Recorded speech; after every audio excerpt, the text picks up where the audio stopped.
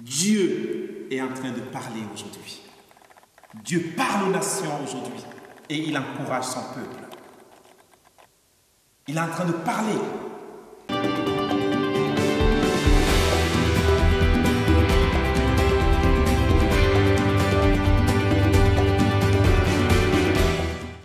Seigneur, nous te rendons grâce pour ta parole. Merci pour ta présence. Merci pour ton soutien. Accorde-nous la grâce, Seigneur, de grandir. Accorde-nous la grâce, Seigneur, de vivre uniquement pour toi. D'accepter mettre nos vies à l'autel pour la gloire de ton Seigneur. Merci, Jésus, pour ta présence. Sois loué, sois exalté au plus haut des cieux. Amen. Nous continuons sur le thème de la foi. La foi, le thème central de la Bible. La foi en Jésus-Christ. Une réelle foi nous pousse dans un grand sacrifice. Pour notre bénédiction, nous avons l'exemple du père de la foi, Abraham. Il y a plein d'exemples dans la Bible. La foi pousse toujours au sacrifice, au réel sacrifice. Tu sacrifies tout pour avoir tout. Dieu a tout donné en retour de tout. Luc chapitre 14, verset 33. Luc chapitre 14, verset 33. Ainsi donc, quiconque d'entre vous ne renonce à tout ce qu'il possède ne peut être mon disciple. Ne renonce à tout ce qu'il possède. Et qu'est-ce que nous pouvons posséder de chair?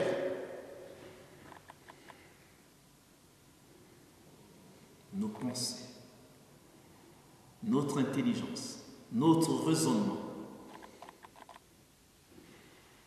notre liberté à nous.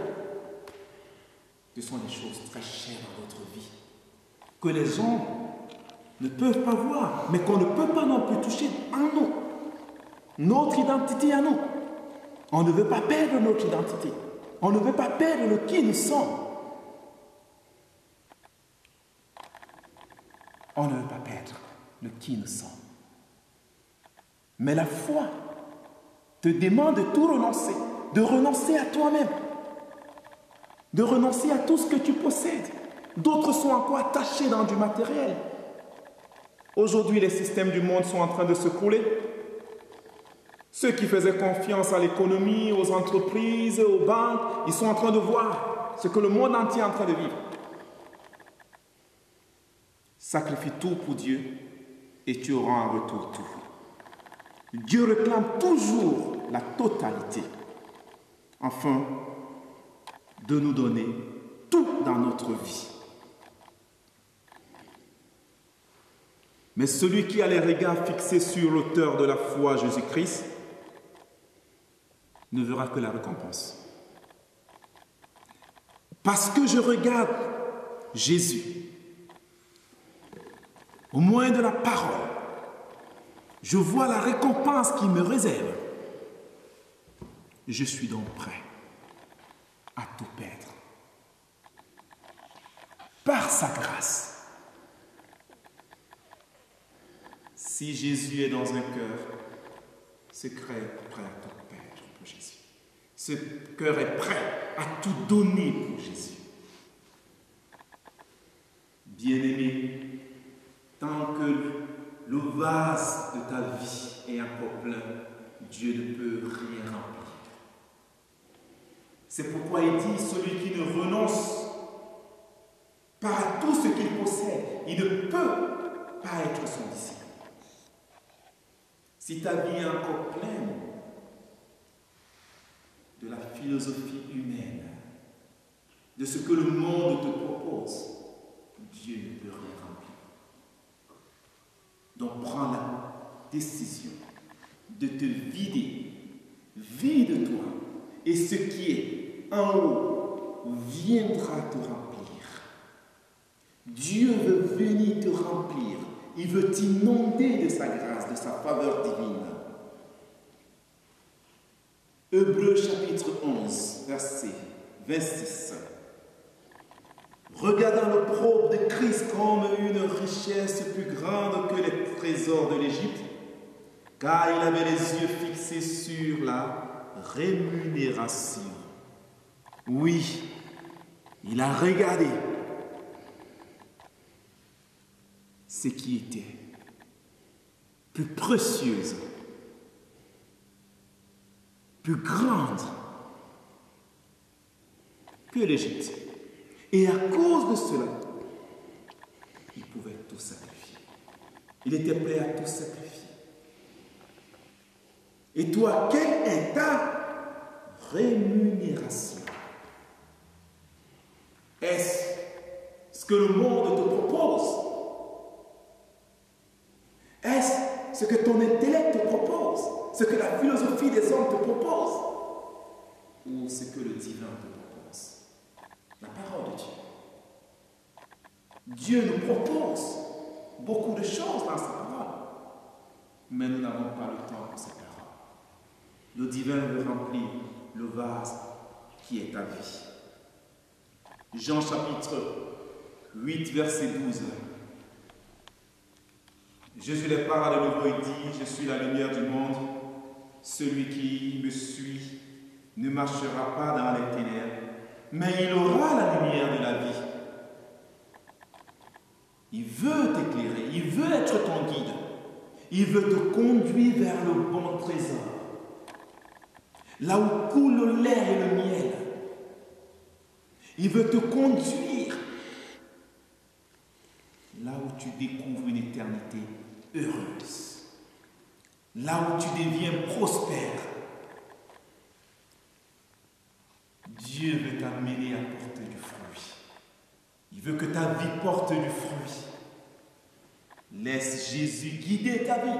Laisse Jésus être le chemin de ta vie. Et ceci, ce n'est que possible s'il est l'objet de ta foi. Si Jésus est l'objet de ta foi, ta vie est une lumière dans ce monde. Vous êtes la lumière du monde, c'est lui qui le dit. Nous qui croyons, nous qui avons foi en lui, nous sommes la lumière du monde. Nous sommes le sel de la terre. Nous sommes une ville située sur une montagne. Nous sommes une source de bénédiction. Il rend ton nom grand. Il te bénit pour l'éternité. La connaissance de la parole de Dieu joue un rôle capital dans notre marche vers l'éternel.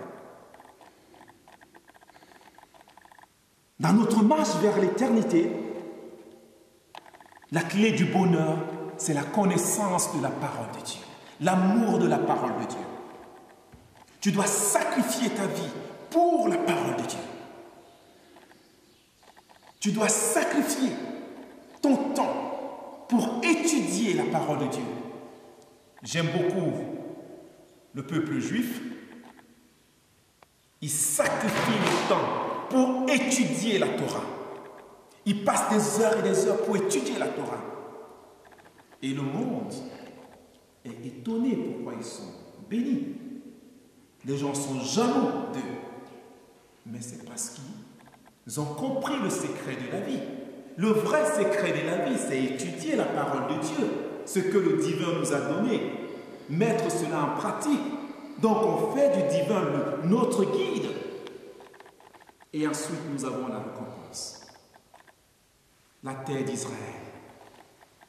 C'est le seul pays au monde où la verdure gagne le désert.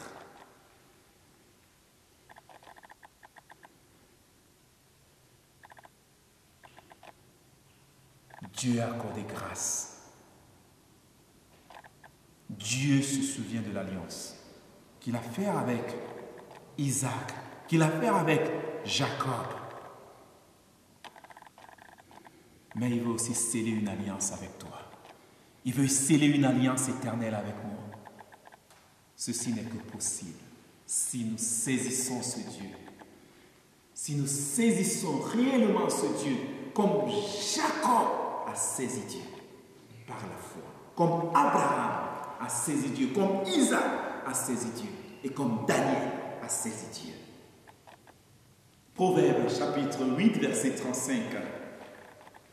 Car celui qui me trouve a trouvé la vie et il obtiendra la faveur éternelle. Tu as besoin de la faveur éternelle. Nous avons besoin de la faveur divine. Chacun d'entre nous avons besoin de cette faveur. Les trésors de la grâce nous y sont ouverts.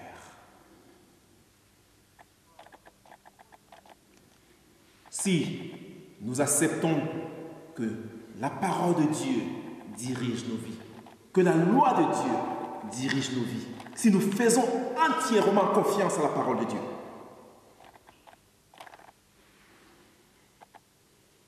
la Bible dit que ceux qui honorent Dieu, ils sont heureux et prospères, et que Dieu bénit l'œuvre de leurs mains. Dieu bénit l'œuvre de leurs mains.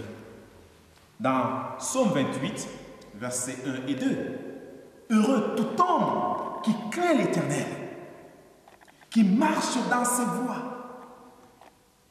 Tu jouis alors du travail de tes mains, tu es heureux, tu prospères. Heureux l'homme qui craint l'Éternel, marche avec l'Éternel, saisit l'Éternel comme Jacob. Il bénira l'œuvre de tes mains. Oui, nous sommes étonnés pourquoi le peuple d'Israël est béni. Dieu a béni l'œuvre de leurs mains et Dieu veut bénir l'œuvre de tes mains. Dieu veut te rendre heureux et prospère. Il se souvient de son alliance avec Abraham. Et si tu as la foi, tu entres dans l'alliance. Tu peux venir te greffer à cette alliance d'Abraham. Tout est possible si tu le veux. Mais malheureusement, beaucoup n'expérimentent pas cela. Malheureusement, beaucoup abandonnent l'alliance. Beaucoup ne cherchent pas à renforcer l'alliance. Que Jésus soit l'objet de ta foi. Et Jésus t'aidera à suivre la bonne doctrine afin d'être heureux et prospère. La foi est liée à la bonne doctrine.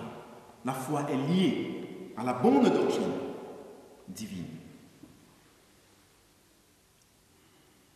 Elle ne peut pas être dissociée ou séparée aux ordonnances divines. La vraie foi ne peut pas être dissociée des ordonnances divines. La vraie foi est liée aux ordonnances divines. Donc si tu t'éloignes de la parole de Dieu, tu ne peux pas être heureux et prospère. Osée chapitre 4, verset 6. Mon peuple est détruit parce qu'il lui manque la connaissance. Puisque tu as rejeté la connaissance, je te rejetterai et tu seras dépouillé de mon sacerdoce. Puisque tu as oublié la gloire de ton Dieu, j'oublierai aussi tes enfants. Mon peuple, il ne parle pas des gens du dehors. Il dit, mon peuple est détruit parce qu'il manque la connaissance. Et beaucoup ont l'habitude de dire, je suis déçu à l'église, je suis déçu de tel pasteur, de tel serviteur de Dieu. Je suis déçu. Tu es déçu parce que tu n'as pas cherché la connaissance de la parole de Dieu.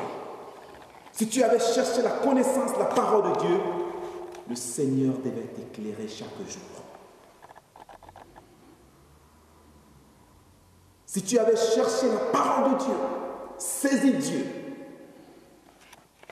Dieu devait t'accorder la grâce. Mon peuple, ceux, un jour qui ont dit oui mais qui ont refusé après de continuer à se nourrir de la bonne nourriture pour leur croissance. C'est ce peuple dont Dieu parle dans Osée 4:6. C'est ceux-là qui sont détruits. Ceux qui refusent de grandir avec Dieu. Ils ont dit oui Seigneur, je t'aime, mais ils ne veulent plus continuer à méditer la parole de Dieu jour et nuit, comme la Bible nous le dit dans Josué chapitre 1, verset 8. Que ce livre de la loi ne s'éloigne point de ta bouche, médite-le jour et nuit, afin d'agir fidèlement selon tout ce qui est écrit. C'est alors que tu réussiras, c'est alors que tu auras du succès dans tout ce que tu entreprendras. Ou c'est alors que tu auras du succès dans ce que tu entreprendras, c'est alors que tu réussiras. C'est le secret de la chrétienté. Mais eux, ils refusent, ils s'éloignent de ce livre de la loi. Et quiconque s'éloigne du livre de la loi est détruit. La deuxième catégorie de personnes, tu as rejeté la connaissance. Ceux qui ont oublié sa loi, ce sont ceux qui ont laissé quelque part la parole de Dieu. Ils viennent le dimanche aux réunions de prière, ils entendent, quand il y a séminaire à gauche, à droite, ils viennent, après ils abandonnent leur Bible quelque part. C'est ceux. Ils n'ont plus rien dans la présence d'esprit. Ils ne pensent plus à ce qu'ils ont écouté. Ils ne se préoccupent plus de ces paroles, de ce que la Bible les a enseigné. Ils ne se préoccupent plus de ce qu'on les enseigne. C'est cela. Ils ont rejeté volontairement la parole de Dieu.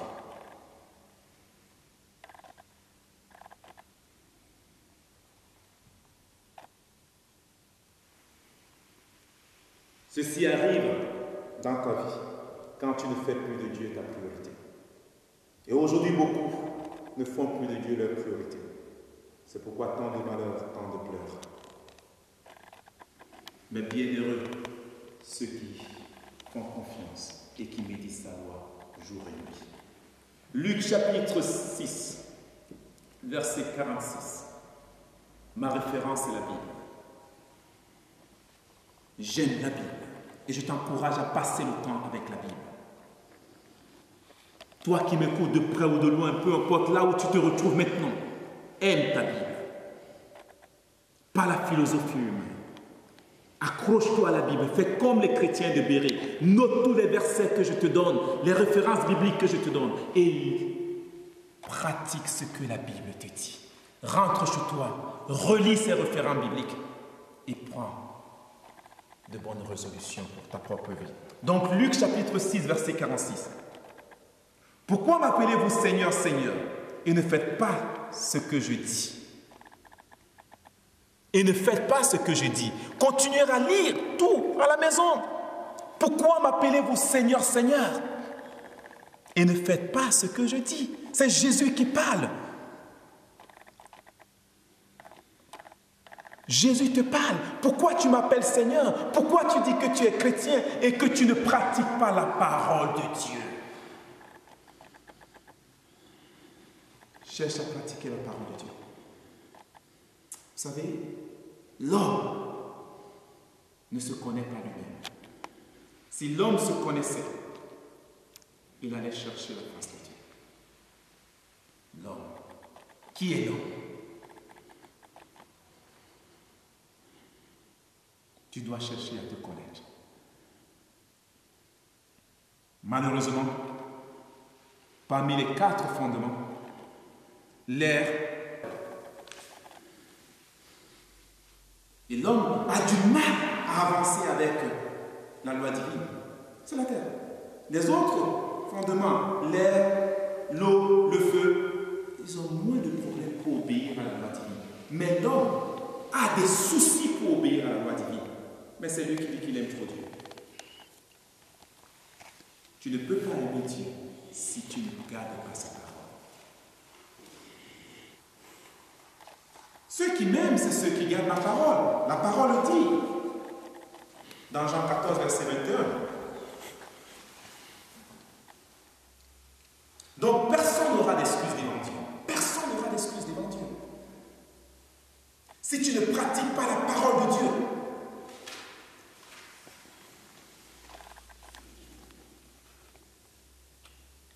la puissance du mal règne C'est pourquoi Romains chapitre 1, verset 24 dit, Romains chapitre 1, verset 24 dit, c'est pourquoi Dieu les a livrés à l'impureté selon les convoitises de leur cœur. Ainsi, ils déshonorent eux-mêmes leur propre corps. Parce qu'ils ont refusé de servir Dieu. Parce que tu refuses de servir Dieu, Dieu permet à l'esprit du mal de te frapper. Dieu permet au mal de te toucher. C'est Dieu. Il permet. Romains chapitre 1, verset 24. Je vous encourage de lire tout le chapitre de Romains à la maison. Vous allez comprendre la situation actuelle de l'homme et ce qui se passe. L'homme est dans l'égarement total. Et c'est Dieu qui a permis, parce qu'ils ont refusé, parce qu'il a refusé d'obéir à Dieu. Donc si tu refuses d'obéir à Dieu, Dieu permettra au dévoreur de te toucher. Tu n'auras plus la couverture divine. Pas de vie de délivrance du péché. Pas de communion intime sans la mise en pratique de la parole de Dieu. Donc si tu ne pratiques pas la parole de Dieu, il n'y a pas de délivrance du péché. Le péché reste ton maître. La délivrance ne vient que par la vie de la parole de Dieu. Si tu fais confiance à la parole, tu gardes sa parole dans son cœur, tu verras la délivrance. Dans Jean chapitre 1, verset 29, Jean chapitre 1, verset 29, le lendemain, il vit Jésus venant à lui. Et il dit, voici l'agneau de Dieu qui ôte le péché du monde. Oui, voici l'agneau de Dieu qui ôte le péché du monde. Sans Jésus, le péché n'est pas ôté. Sans la parole de Dieu, le péché n'est pas ôté. C'est lui qui ôte ton péché. C'est lui qui te délivre des liens du péché. La foi en Jésus-Christ te délivre de la pensée mauvaise. Cette pensée qui habite en toi, ce mal qui habite en toi, cette maladie qui habite en toi, ne peut qu'être guérie si Jésus est en toi. Donc c'est lui qui te délivre du pouvoir du mal. C'est pourquoi tu dois mettre ton espoir à l'Éternel. C'est pourquoi tu dois te confier, tu dois t'appuyer sur sa parole. Dans le psaume 30, versets 7 et 8, le psaume 30, versets 7 et 8, Dieu encourage son peuple. Il dit, Israël, mets ton espoir en l'Éternel, car la miséricorde est auprès de l'Éternel. Dieu t'encourage de mettre ton espoir en lui, car la miséricorde est auprès de lui. Il veut t'accorder la miséricorde. Et la rédemption est auprès de lui en abondance. La rédemption est disponible pour toi. Fais-lui confiance et tu vivras. Dans la foi en Jésus te permet d'être sauvé de tes péchés. Il est écrit, même si ton péché est plus noir que du cramoisi, Dieu est capable de te rendre plus blanc que la neige. Et la foi en Jésus t'amène à devenir plus blanc que la neige. Nous chantons ce chant. Blanc, plus blanc que neige, blanc, plus blanc que neige, lavé dans le sang de l'agneau, mon cœur est plus blanc que la neige. Ceci n'est que possible si Jésus est l'objet de ta foi. Si la parole de l'être infini habite en nous, c'est lui qui vient nous laver, il vient nous nettoyer. Laisse-lui entrer. Laisse-lui être ton guide, le guide de ta vie. Oui, le prophète Ésaïe dit dans son chapitre 58, verset 11, l'Éternel sera toujours ton guide. Il rassasiera ton âme. Dieu veut toujours être ton guide. Il veut toujours rassasier ton âme dans les lieux arides. Ce que le monde vit actuellement, Dieu est disponible. Dieu veut suer les larmes. Dieu veut nous délivrer Pour les chrétiens, c'est une épreuve. Pour les non-chrétiens, c'est un jugement et c'est un appel. Ces moments difficiles, Dieu veut nous porter. Dieu veut nous rapprocher de lui. Peu importe ce que tu traverses, Dieu veut te rapprocher de lui. Laisse-lui entrer. Laisse-lui diriger ta vie. Et il redonnera la vigueur à tes membres. Tu seras comme un jardin arrosé, comme une source dont les eaux ne tarissent pas. Dieu a promis son alliance éternelle à tous ceux qui lui sont fidèles. Laisse Dieu t'arroser par sa parole. Laisse Dieu t'inonder par sa parole.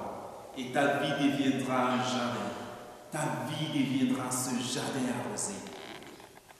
Dieu veut te ramener à Éden. Éden, ce lieu d'abondance, ce lieu de plénitude, ce lieu où on est rempli de la présence de Dieu. Et ceci n'est que possible par ta foi. Et dans Éden, tu as la possibilité, tu as la grâce de vivre la volonté bonne de Dieu, la volonté agréable de Dieu et la volonté parfaite de Dieu. Dieu veut t'amener à découvrir sa volonté bonne, sa volonté agréable et sa volonté parfaite. Donc arrête de te conformer au siècle présent. Selon Romains chapitre 12, verset 2. Ne vous conformez pas au siècle présent, mais soyez transformés par le renouvellement de l'intelligence, afin que vous discerniez quelle est la volonté de Dieu, ce qui est bon, agréable et parfait. Si tu ne te conformes pas au siècle présent, tu peux discerner la loi de Dieu. Tu peux discerner ce qui se passe aujourd'hui. Dieu est en train de parler aujourd'hui. Dieu parle aux nations aujourd'hui et il encourage son peuple. Il est en train de parler puissamment aux nations et de l'autre côté, il met son peuple à l'épreuve. Donc, si tu refuses de te conformer au siècle présent, au système de ce monde, tu pourras discerner. Nous sommes comme Job. Et à la fin, nous dirons, mon oreille avait entendu parler de toi, maintenant mon œil te voit. Oui, à la fin, nous dirons comme Job, nos oreilles avaient entendu, mais maintenant nous voyons. Quand on nous parlait du déluge au temps de Noé, beaucoup ne pouvaient pas croire. Mais aujourd'hui, beaucoup peuvent croire qu'on peut rester à Paris, dans les grandes villes de ce monde, et ne pas voir des citoyens passer. On peut rester presque pas de voiture. Les routes sont devenues désertes. C'est inimaginable. Ça dépasse l'entendement des hommes. Mais c'est ce que Dieu peut faire. Parce que la méchanceté a rempli le monde. Les hommes votent les lois contre nature. Et Dieu est en train de parler. Ce n'est qu'un avertissement. Ce n'est qu'un avertissement. Et il veut montrer aux hommes qu'il est Dieu. Lisez Daniel chapitre 7 chez vous, lisez Daniel chapitre 12 chez vous, et vous allez mieux comprendre ce qui se passe. Donc la foi t'amène à comprendre ce que Dieu a pour toi. À comprendre ce que Dieu a pour toi. Donc pour clôturer notre enseignement, quelques versets. Jean chapitre 4, verset 14. Jésus dit, « Mais celui qui boira de l'eau que je donne, celui qui boira de l'eau que je lui donnerai, n'aura jamais soif. Et l'eau que je lui donnerai deviendra en lui une source d'eau qui jaillira jusque dans la vie éternelle. Elle jaillira jusque dans la vie éternelle pour l'éternité, en éternité. » Celui-là, il est heureux.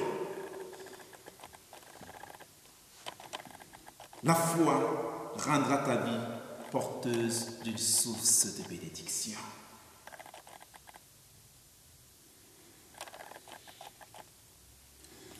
tu es non seulement heureux, mais tu prospères. Tu apportes la solution aux problèmes de l'humanité. Je prends beaucoup l'exemple d'Israël. Israël aujourd'hui a une solution pour les nations. Même si les hommes ne veulent pas le témoigner. Mais c'est une solution pour les nations aujourd'hui. Pourquoi? Ils ont gardé la Torah. Ils ont gardé la loi de Dieu, la loi divine. Et toi aussi, tu peux garder la loi divine. Et je t'invite à garder la loi divine. Et ta vie deviendra une source de bénédiction. Dieu veut te rendre prospère. Il veut faire de ta vie une source de bénédiction. C'est ce qu'il a promis à notre Père de la foi, Abraham, dans Genèse chapitre 12, versets 1 et 2. Il dit, l'Éternel dit à Abraham, va-t'en de ton pays. Et il faut comprendre, Abraham n'est pas juif de naissance. Non, Abraham, il est de la Mésopotamie. Va-t'en de ton pays, de ta patrie et de ta maison, de ton père, dans le pays que je te montrerai. Abraham devait sortir de sa patrie. Toi aussi, tu peux sortir de ta patrie. Tu peux sortir de toi-même. Tu peux te vider. Tu peux laisser Dieu remplir ta vie. C'est ça, sortir de toi, sortir de sa patrie. Laissez Dieu entrer. Laisse le Seigneur de gloire entrer dans ta vie. Et va vers là où Dieu te guide. La source de sa parole. Laisse Dieu te diriger, te conduire. Et tu deviendras une source de bénédiction pour des nations. Dieu veut faire de toi une source de bénédiction. Dieu veut te révéler les secrets du royaume de Dieu comme Daniel. Dieu veut faire de toi une solution aux problèmes de l'humanité. Si tu as la foi, tu verras sa parole s'accomplir. Que Dieu nous bénisse et qu'il nous accorde la grâce de saisir la main de Dieu par la foi. De saisir la pensée de Dieu, la parole de Dieu par la foi. Nous allons encore prier. Seigneur notre Dieu, notre roi, accorde-nous la grâce de t'obéir. Accorde-nous la grâce de te saisir comme Jacob. Oui, et ceci n'est que possible par la foi. Humainement parlant, personne ne peut te voir. Mais tu nous utilises pour rendre visible ta gloire. Tu as dit à Marthe, dans Jean chapitre 11, verset 40, tu dis, ne t'ai-je pas dit que si tu crois, tu verras la gloire de Dieu? Oui, Seigneur, oh Dieu, amène-nous à voir ta gloire dans nos vies. Aide-nous, Seigneur, à te faire confiance. Aide-nous à te faire confiance. Remplis l'amour de ta parole dans nos cœurs. Cette parole qui nous délivre du lien du péché, qui nous délivre du lien de la méchanceté, de l'impudicité. Oui, Seigneur, que l'amour de ta parole inonde nos cœurs. Sois béni, Seigneur. Bénis tous ceux qui nous écoutent, de près ou de loin. Accorde grâce. Restaure leur vie. Soutiens ton peuple. Et parle également aux nations de ce monde, ceux qui ne te connaissent pas. Accorde grâce, Seigneur, qu'ils puissent te connaître. Oui, Seigneur, tu avais permis l'épreuve, ô Dieu, pour que Pharaon puisse reconnaître que toi, tu étais le Dieu d'Israël. Tu avais permis, Seigneur, l'épreuve pour que Nebuchadnezzar puisse reconnaître la grandeur du Dieu de Daniel. Tu peux également permettre la situation que le monde est en train de vivre pour rendre visible ta grandeur et pour montrer aux autorités de ce monde que toi, tu es le Dieu Tout-Puissant. Tu fais chaque chose bon à ton temps pour révéler ta grandeur. Merci, Seigneur, pour tout ce que tu fais. Sois loué, sois exalté, sois magnifié dans le nom de Jésus. Amen. Continuez à vous abonner. Nous aurons une autre série d'enseignements. Que Dieu vous bénisse et vous accorde sa grâce. Amen.